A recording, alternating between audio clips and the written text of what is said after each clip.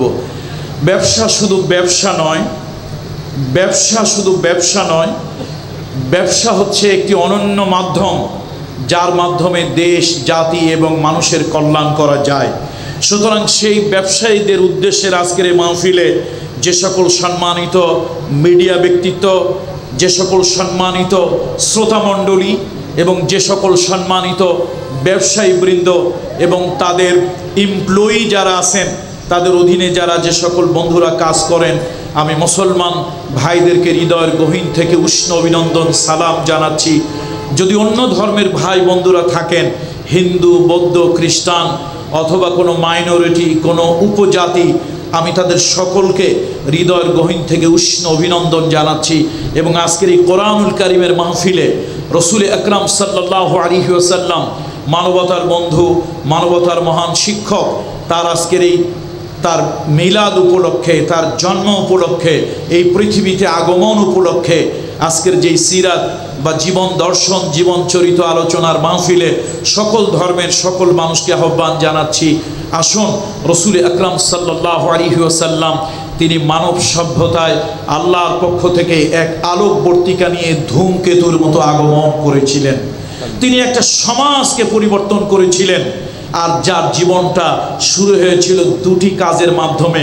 প্রথম কাজ সহিহ বুখারীর হাদিস, প্রথম কাজ শুরু করেছিলেন রাখাল, দ্বিতীয় কাজ শুরু করেছিলেন ব্যবসায়ী। আল্লাহু আকবার।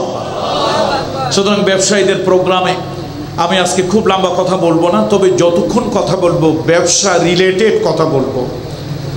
আল্লাহু আকবার। মুহাম্মদ রাসূলুল্লাহ সাল্লাল্লাহু আলাইহি ওয়াসাল্লাম মা খাদিজার সাথে তার বৈবাহিক সম্পর্ক হলো এবং রসুল আকরাম সাল্লাল্লাহু আলাইহি রোগ পেলেন।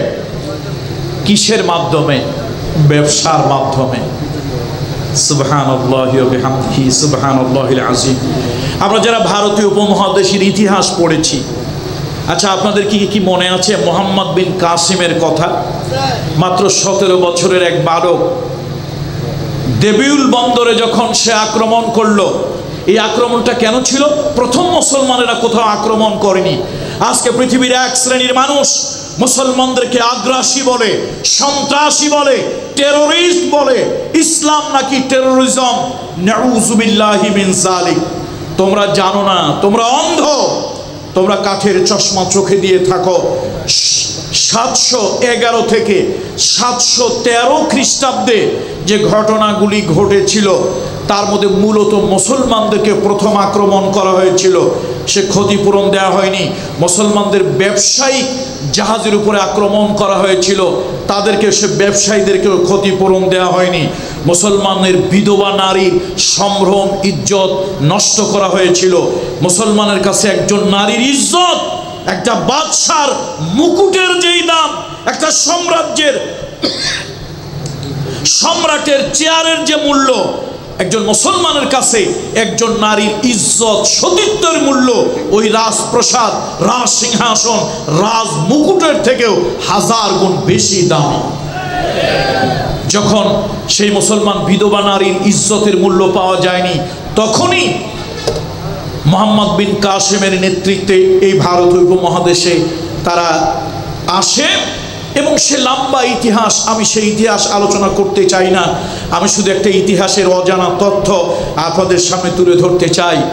অমুসলিম এবং মুসলিম ভাই বোন সকলকে বলতে চাই, মুসলমানরা কারো গলায় ছুরি ধরে ধর্মান্তরিত করেনি, মুসলমানরা কারো বুকে পাড়া দিয়ে ধর্মান্তরিত করেনি, মুসলমানরা রক্তচক্ষু দেখিয়ে কাউকে ধর্মান্তরিত করেনি।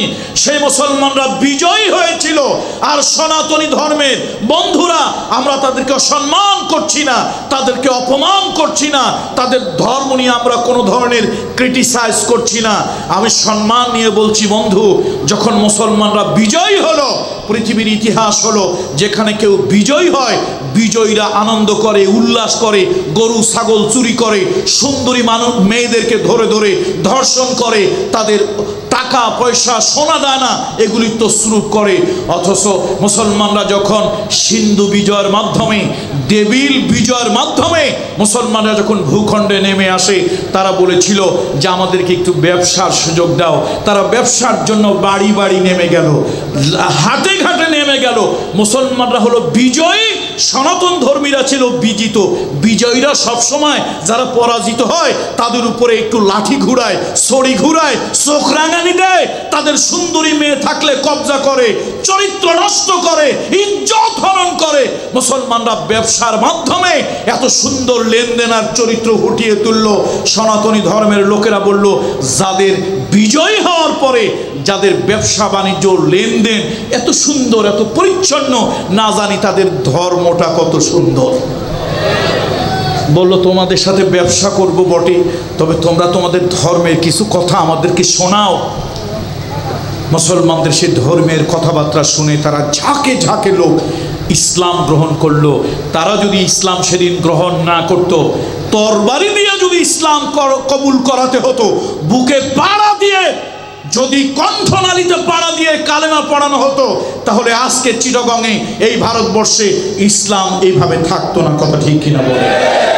সুতরাং ব্যবসায়ী ভাইদেরকে বলবো, আল্লাহ ব্যবসা আহাল্লাল্লাহুল বাইআ ওয়া হারামার রিবা, ব্যবসাকে আল্লাহ তাআলা হালাল করেছেন।